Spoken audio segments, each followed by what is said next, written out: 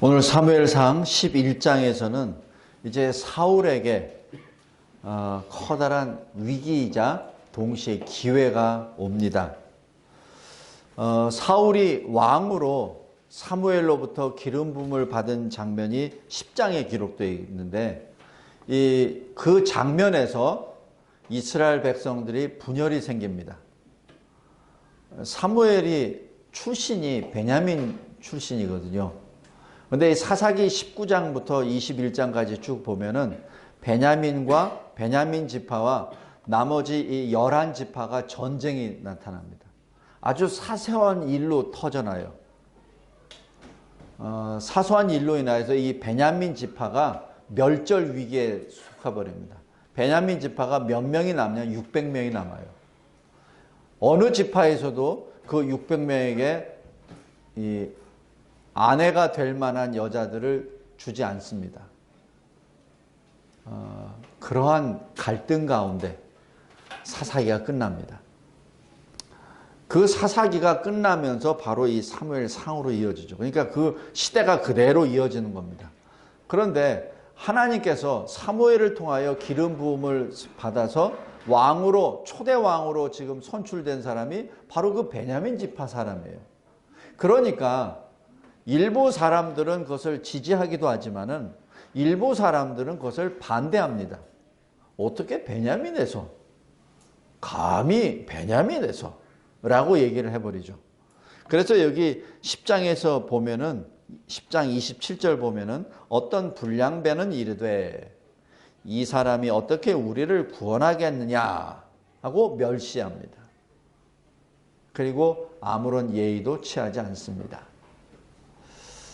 자, 그때 11장에 사울이 이제 등장합니다. 그래서 사울에게 직면된 왕으로서의 해결해야 될 당면 과제는 첫 번째, 내부 분열을 하나로 만드는 거죠. 왜냐하면 이 국가라고 하는 것이 분열이 생기면 그건 국가가 아닙니다. 분열이 생기면 국가가 아닙니다. 그러니까 그 왕이 해야 될 일은 그 분열을 하나로 뭉치는 것이죠.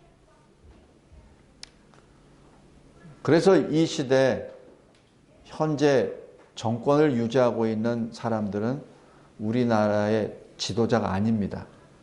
지도자는 하나로 묶어야 됩니다. 내부 분열을 일으키는 것은 그거는 간자입니다. 간첩입니다. 왜냐하면 적에게 이로움을 주기 때문에 간자입니다. 왕이라면, 그 나라의 지도자라면 백성들을 하나로 묶어야 됩니다. 백성들의 오해가 생겼습니까? 어떤 문제가 발생되겠습니까? 그럼 그 문제를 정확히 보고 해결해 줘야 됩니다. 그게 지도자가 해야 될 일입니다.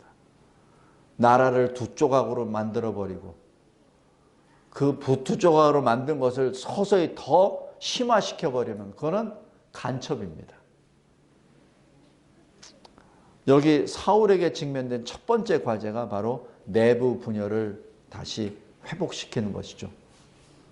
그 내부 분열을 자기 베냐민 지파가 지금 그것을 하게 된 기회가 되는 겁니다. 두 번째 과제는 바로 이 1절에 나와 있는 암몬의 침략에 대한 방어입니다. 이것이 왕의 책무입니다. 왕은, 나라의 지도자는 반드시 외부의 위협으로부터 자기 나라, 자기 백성을 지키는 사람이 왕이요 지도자입니다. 그죠? 만약에 왕이 자기 백성을 지키지 않는다면 그것은 더 이상 왕이 아닙니다. 이 나라의 지도자도 마찬가지입니다. 이 나라의 지도자도 마찬가지. 우리나라가 핵 위협으로, 공산주의 침략으로 만약에 위협을 받았다면 그것을 단호하게 막는 것이 우리나라의 지도자의 사명입니다. 그것을 아예 무장해제시켜버리고 그것을 오히려 환영해버리고 그렇다면 우리는 죽는 거죠. 백성을 지키지 않는 지도자는 지도자가 아닙니다. 다시 말하는데 그것은 적국의 이로함을 간첩, 간자입니다.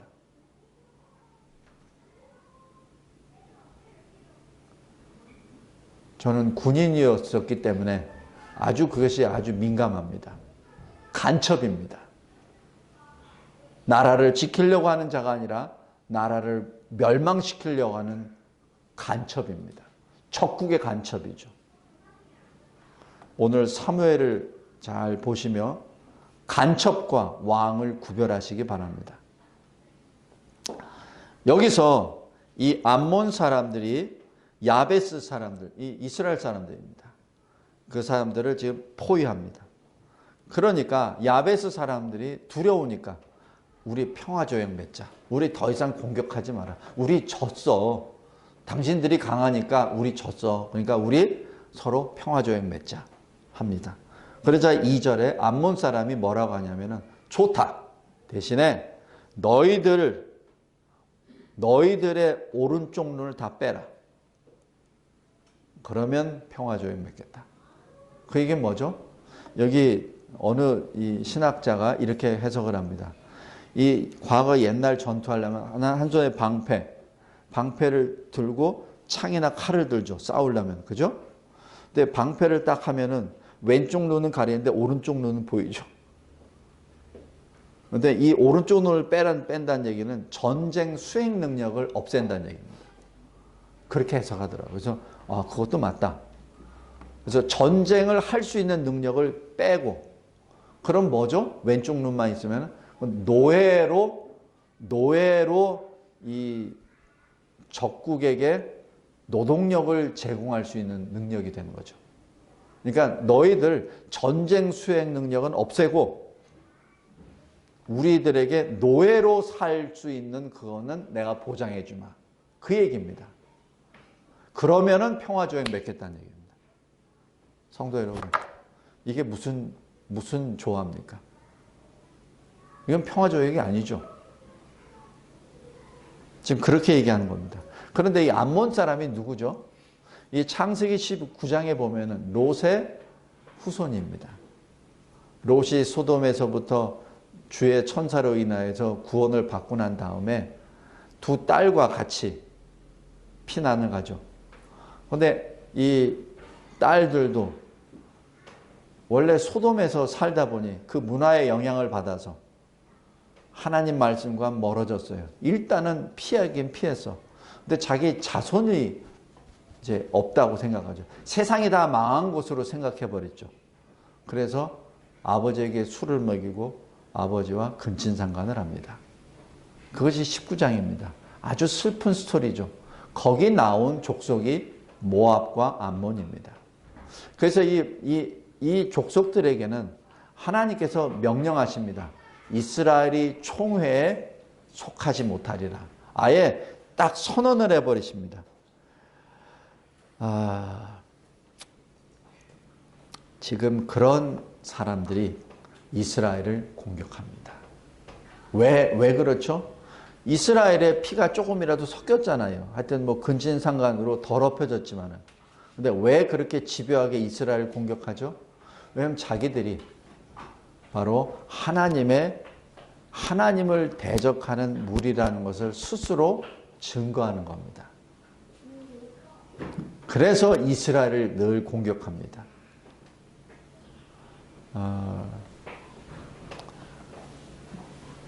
여기에서 3절에 야베스의 장로들이 7일간의 유예기간을 허락받고 그 사실을 이스라엘 사람들에게 다 알려줍니다. 근데 여기 이 상황에서 이스라엘은 지금 어떻게 된 상황이죠? 왕이 없는 상태입니다. 사울이 왕으로 기름 부음을 받았긴 받았지만 이스라엘에게는 현재 왕이 없는 상태예요. 그리고 사무엘은 나이가 들어서 지금 실질적으로 어떤 지도력을 발휘할 수 있는 시대도 아닙니다. 그러니까 상대도 알아요. 이스라엘에 왕이 없다는 것. 이스라엘에 이 중심이 없다는 사실을 지금 암몬이 압니다. 그래서 그때가 혹이라라고 해서 이스라엘을 공격한 것이고, 대표적으로 야베스를 포위해서 야베스에게 그러한 선언을 함으로 이스라엘 전체를 굴복시키려고 하는 것이죠. 간단합니다. 야베스 너 오른 눈 다 빼고 우리한테 굴복해. 그 자체는 이스라엘 전체에게 주는 공격 명령이기도 합니다.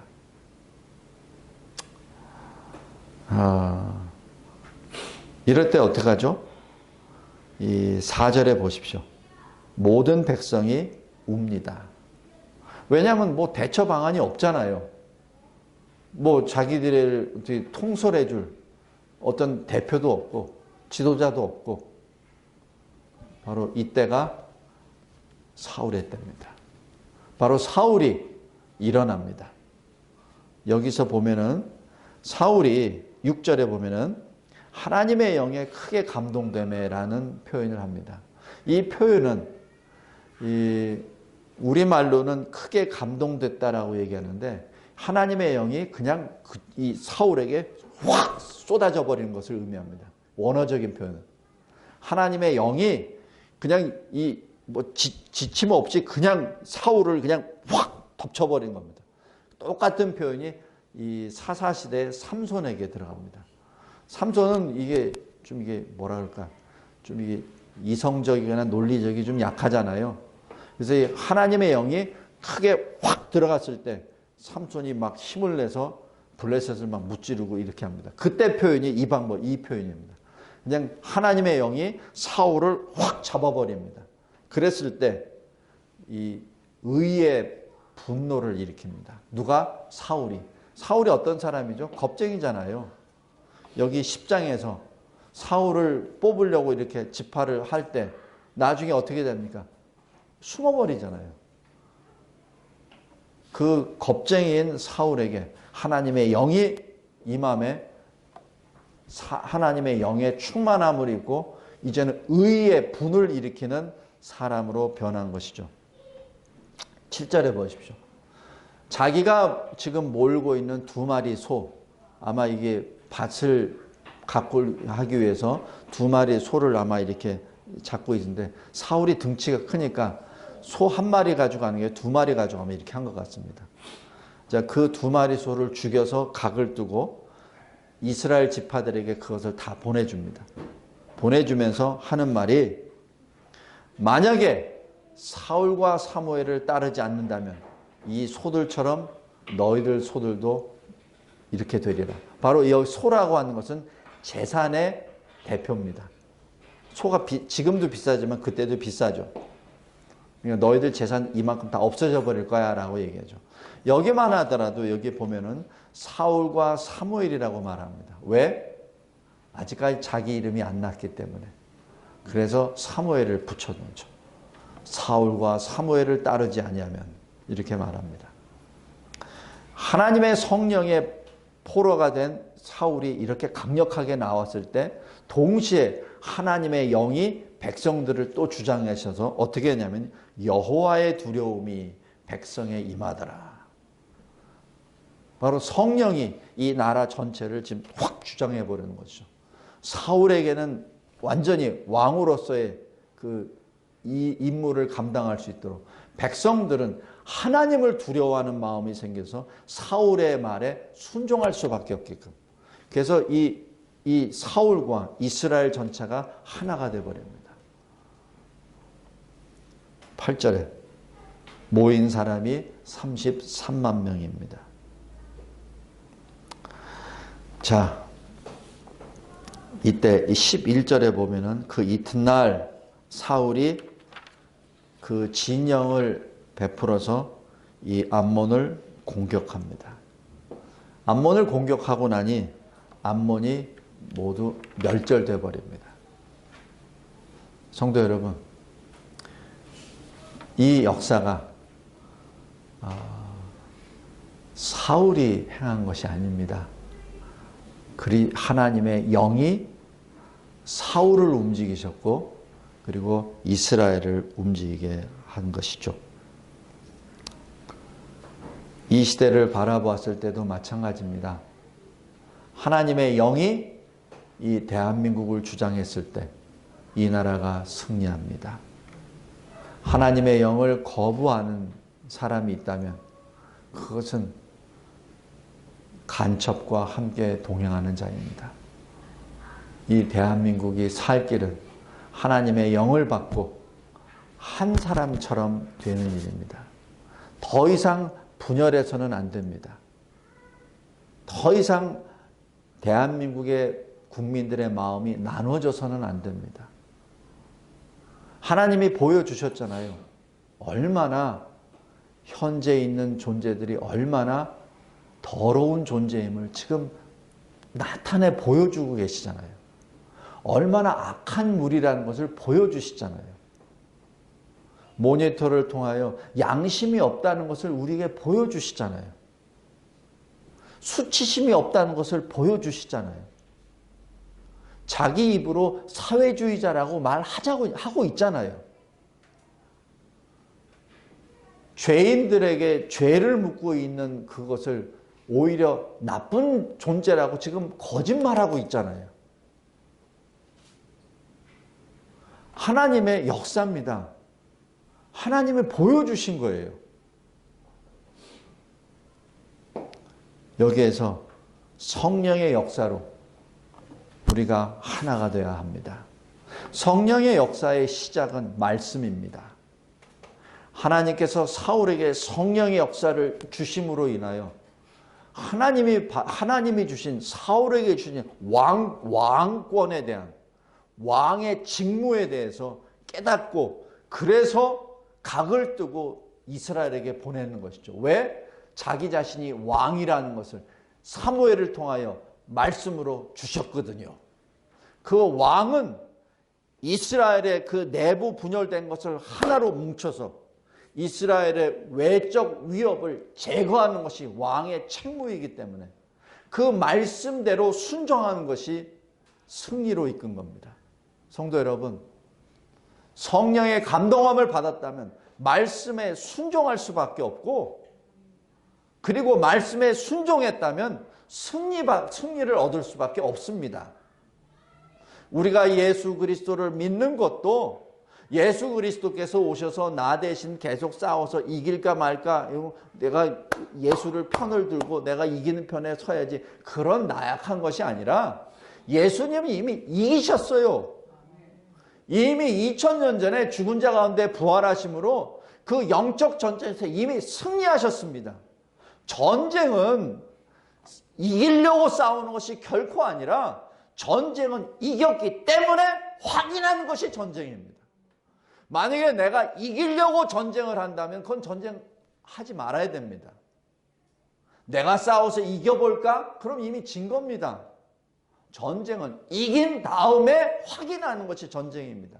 만약에 그럴 자신이 없다면 전쟁하지 말아야 합니다. 전쟁은 이긴 자가 하는 겁니다. 우리도 마찬가지예요. 영적 전쟁을 한다고 합니다. 영적 싸움을 한다고 하죠. 영적 싸움을 하는 근거는 우리 주님이 이미 이기셨기 때문에 그 이름으로 우리가 나아가는 것이죠.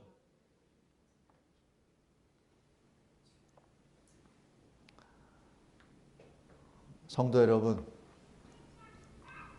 위기는 기회입니다. 바로 우리 대한민국에 있는 그 위기가 실은 하나님이 우리에게 주신 기회입니다. 어떤 기회? 새롭게 하라. 새롭게 하라. 우상으로부터 이제는 일어나라. 우상을 멀리하라. 공산주의로부터 이제는 멀리하라. 과거 민주화라는 간판을 들고 있었던 사회주의, 공산주의로부터 이제는 멀어져라. 이제는 그들을 도말하라. 이제는 나의 백성으로 거룩을 회복하라. 대한민국이 하나님이 세우신 이 대한민국이 다시 말씀 위에 새롭게 하라. 명령입니다. 12절 보겠습니다. 이 백성이 사무엘에게 이렇게 말합니다. 사울에게 빈정댔던 사람을 어떻게 할까요? 이때 사무엘이 말 안 합니다. 사울이 말합니다. 왜? 왕으로서 말합니다. 여기서 이 권한이 사울에게 넘어갔다는 것을 여기서 상징합니다. 사울이 사무엘이 말하는 것이 아니라 사울이 말합니다. 사울이 그 사람을 죽이지 말라. 지금 하나님이 구원을 베푸셨도다. 여기 이것이 바로 성령의 감동을 받은 사울의 마지막 모습입니다. 아쉽게도. 자기가 자기 이름을 내지 않습니다. 사울이 여기서 내가 뭘 잘했어, 내가 그래도 리더십이 좋아서 이렇게 됐어 라고 말 안 합니다. 그리고 사울이 그래 그 사람들 다 죽여 이렇게 말 안 합니다. 그렇게 안 하고 지금 이 전쟁의 승리는 하나님이 하셨다. 이스라엘을 구원하신 것은 하나님이 하셨다 라고 말씀하며 여호와께서 오늘 이스라엘 중에 구원을 베푸셨도다. 바로 모든 영광을, 이 전승의 영광을 하나님께 드립니다. 그리고 그 사람들을, 불평하셨던 그 사람들을 죽이지 않음으로 어떻게 하죠? 이스라엘을 단합시킵니다. 만약에 죽였다면 어떻게 되죠? 이스라엘이 또 분열됩니다. 지금 이 어떤 국가의 지도자란 어떻게 해서라든지 이 국민들을, 민족들을 하나로 뭉치려고 하는 것이 왕의 직분입니다. 지금 사울은 그 일을 한 겁니다. 죽이지 말라. 하나님이 구원을 베푸셨으니 그들을 여호와의 이름으로 하나로 포용하라 라는 그 말씀입니다. 그러자 사무엘이 이렇게 말합니다. 사무엘의 마지막, 이스라엘을 향한 마지막 일. 우리 길갈로 돌아가 나라를 새롭게 세우자. 이 길갈은 뭐죠? 여호수아의 지도 아래 요단을 건널 때 요단강이 갈라지고 그리고 건너갔을 때 바로 거기에 하나님이 요단을 열어주셨습니다라는 그 비석을 세우는 그 장소가 바로 길갈이요. 여리고성 앞에 우리가 이 가나안 땅을 공격하기 전에 우리부터 먼저 하나님 말씀에 정결함을 얻자 하고 여리고성 앞에 할례를 행했던 바로 그 장소. 그리하여 우리의 수치를 돌로 굴려서 없애자라고 선언했던 장소, 바로 길갈입니다. 가나안 땅에서 하나님이 주시는 그 약속의 땅을 받기 전에 하나님의 언약을 다시 새롭게 세운 바로 그 장소, 길갈입니다. 다시 뭐죠? 원점으로 다시 돌아가자. 초심으로 다시 돌아가자. 하나님이 이 언약의 땅을 주실 때, 이 언약의 땅, 가나안 땅을 열어주셨을 때 여호수아 지도 아래 하나님 앞에 맹세했었던 그 언약을 다시 한번 상기하자. 하나님의 처음 사랑을 다시 생각하자. 하나님의 언약을 다시 생각하자라고 하는 곳이 바로 길갈입니다. 길갈에서 말씀합니다. 길갈에서 이 나라를 새롭게 하자. 성도 여러분, 우리가 이 시대 대한민국 교회가 해야 될 일은 바로 영적 길갈에서 하나님의 말씀에서 다시 이 나라를 새롭게 하는 일입니다. 그것이 저와 여러분의 이 시대에 받은 사명입니다. 제가 알고 있는 사람은 몇 명 없는데요. 저희가 무슨 능력이 있겠습니까? 아닙니다. 그 자리에서 여러분의 입술을 열고 말을 할 때 여러분의 사명은 다 감당합니다. 그리고 이 흑암의 시대, 혼돈의 시대, 이 대한민국이 공산화되어 가는 것을 아니다 말하는 것이 바로 여러분의 사명입니다. 하나님의 역사하십니다. 오늘 여기 사울에게 여호와의 영이 강하게 임하셨듯이 우리에게도 마찬가지 그런 역사가 이르기를 확신합니다. 15절 잘 보십시오. 모든 백성이 길갈로 가서 거기서 여호와 앞에서 사울을 왕으로 삼고 이제는 공식적인 재왕식이 들어갑니다.